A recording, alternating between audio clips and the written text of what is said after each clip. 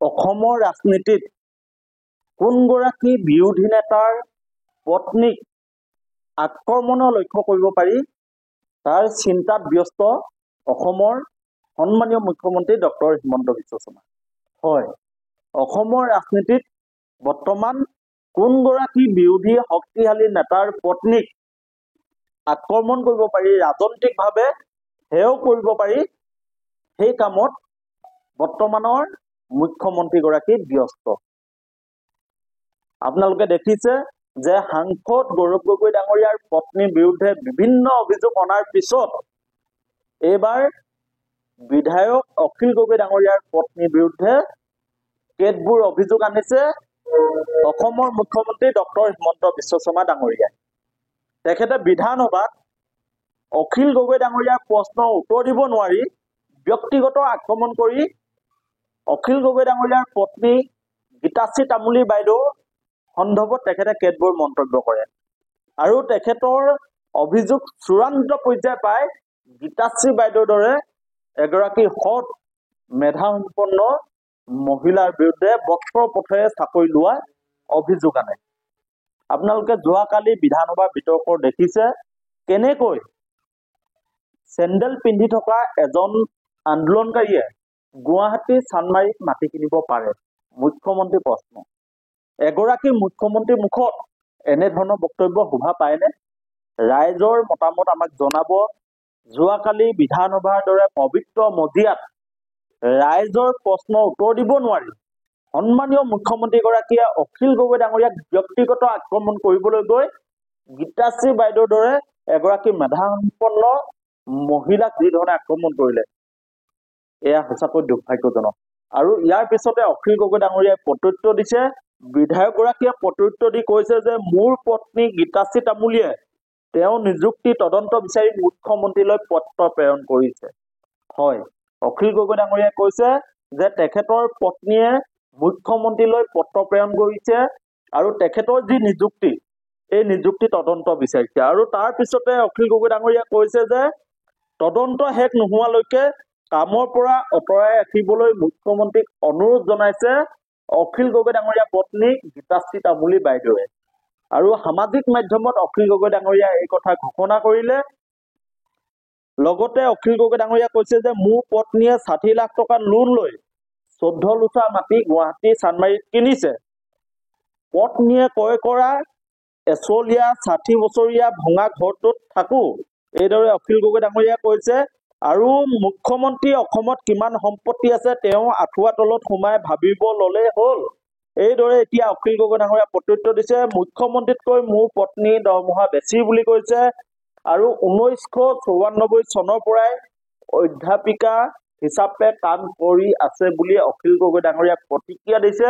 এতিয়া লক্ষণীয় হ'ব যে অসমৰ মুখ্যমন্ত্ৰী গৰাকীয়ে যেনেকৈ বিৰোধী নেতাসকলক সঠিক ৰূপত চৰকাৰ চলাব নোৱাৰি, উত্তৰ দিব নোৱাৰি, বিৰোধীয়ে কৰা প্ৰশ্নৰ উত্তৰ দিব নোৱাৰি, তেখেতে যি ধৰণে এতিয়া ব্যক্তিগত আক্ৰমণ কৰি লৈছে, অখিল গগৈ ডাঙৰীয়া পত্নীক যি ধৰণে তেখেতে তুচ্ছ তাচ্ছিল্য কৰিছে, যি ধৰণে আক্ৰমণ কৰি লৈছে, অখিল গগৈ ডাঙৰীয়া যি তেখেতৰ শিক্ষাগত অৰ্হতা ইয়াক লৈ এক প্ৰকাৰে প্ৰশ্ন কৰাৰ দৰে এক পৰিৱেশ আহি পৰিছে। মুখ্যমন্ত্ৰীগৰাকী আসনত থাকি এগৰাকী ব্যক্তিয়ে ইমান নিম্নমানৰ ৰাজনীতি কৰিব পাৰে নেকি? এতিয়া ৰাইজে প্ৰশ্ন কৰিছে। আপোনালোকে আমাক মতামতসমূহ জনাব। অসমৰ মুখ্যমন্ত্ৰীগৰাকী বৰ্তমান ভূমিকাক লৈ আপোনালোকে সন্তুষ্ট নে? যি সময়ত কংগ্ৰেছ চৰকাৰ চলি আছিল, যি সময়ত কংগ্ৰেছ চৰকাৰৰ দিনত APSC বৃহৎ কেলেংকাৰী হৈছিল, সেই সময়ত অসমৰ বৰ্তমানৰ মুখ্যমন্ত্ৰীগৰাকী কিন্তু প্ৰভাৱশালী মন্ত্ৰী আছিল। আৰু আপোনালোকে দেখিছেই যে APSC কেলেংকাৰী সম্পূৰ্ণৰূপে ডাইভাৰ্ট কৰিব খোজা হৈছে। সমগ্ৰ যি বিপ্লৱ শৰ্মা আয়োগৰ যি প্ৰতিবেদন আছে, এই প্ৰতিবেদনখনকে সম্পূৰ্ণৰূপে এটা অন্য ৰূপ দি গোটেই ব্যৱস্থাটোক এটা সলনি কৰি দিব খোজা হৈছে। APSCৰ লগত যিসকল ৰাজনৈতিক নেতা জড়িত আছিল তেখেতলোকৰ নাম বৰ্তমান বিপ্লৱ শৰ্মা আয়োগৰ প্ৰতিবেদনত নোহোৱা হৈ গ'ল।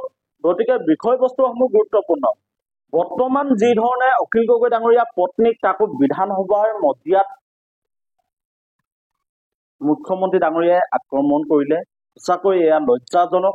আমি যদি প্ৰশ্ন কৰো অখিল গগৈ ডাঙৰীয়াৰ পত্নীৰ কথা বিধানসভাত ওলোৱাতকৈ অসমৰ সন্মানীয় মুখ্যমন্ত্ৰীগৰাকীৰ পত্নীৰ কথা বিধানসভাত ওলাব লাগিছিল। কেনেকৈ মুখ্যমন্ত্ৰীগৰাকীৰ পত্নীয়ে অসমৰ বিভিন্ন প্ৰান্তত মাটি কিনিছে, কেনেকৈ মুখ্যমন্ত্ৰীগৰাকীয়ে কেইবাটাও নিউজ চেনেলৰ মালিক হৈছে, কেনেকৈ মুখ্যমন্ত্ৰীগৰাকীয়ে কেইবাটাও টিভি চেনেলৰ মালিক হৈছে, এই কথাবোৰ সুস্পষ্ট হ'ব লাগে। মুখ্যমন্ত্ৰীগৰাকীয়ে উত্তৰ দিব লাগে।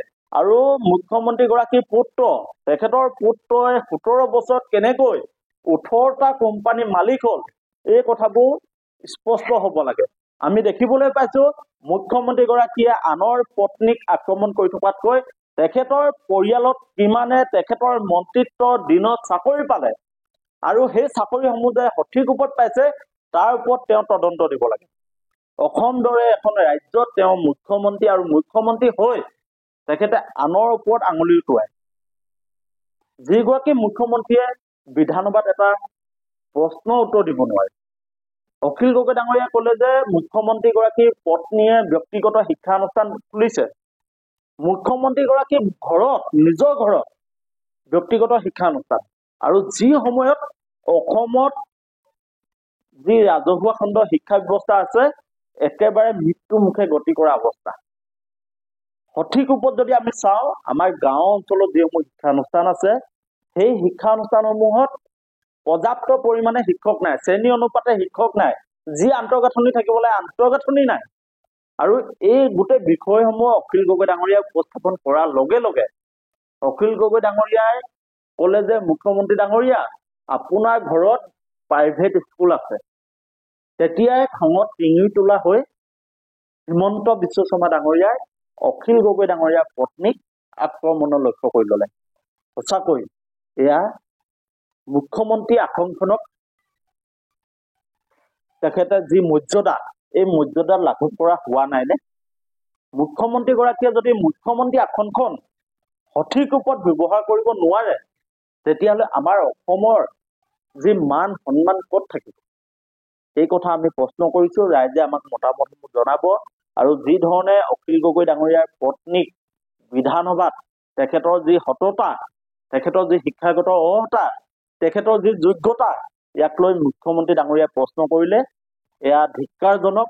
মুখ্যমন্ত্ৰী হিচাপে তেখেতে নিজৰ ব্যৰ্থতা স্বীকাৰ কৰিব লাগে। আৰু তেওঁৰ দিনতে যে আমাৰ ৰাজহুৱা খণ্ডৰ শিক্ষা ব্যৱস্থাটো মৃত্যু মুখে গতি কৰিছে, তেখেতে যে আমাৰ ৰাজহুৱা খণ্ডৰ শিক্ষা ব্যৱস্থাসমূহক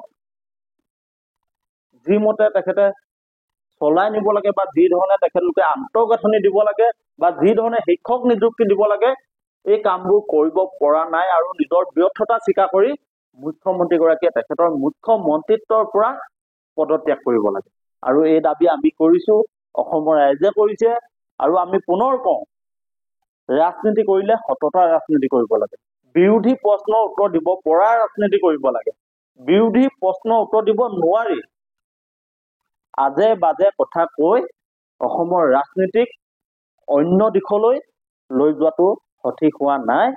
যি ধৰণে গৌৰৱ গগৈ ডাঙৰীয়াৰ পত্নীক আক্ৰমণ কৰা হ'ল আৰু ঠিক একেধৰণে অখিল গগৈ ডাঙৰীয়াৰ পত্নীক আক্ৰমণ কৰা হৈছে, তাকো কোনে কৰিছে?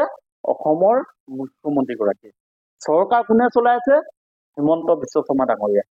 যদি চৰকাৰত তেওঁ আছে, মুখ্যমন্ত্ৰীত্বৰ আসনখন অলংকৃত কৰি আছে, তেওঁ তদন্ত ঘোষণা কৰক। কিয় তেওঁ বাৰে বাৰে মুখ চুপতি মাৰিছে? তেওঁ সন্মান নাই নেকি?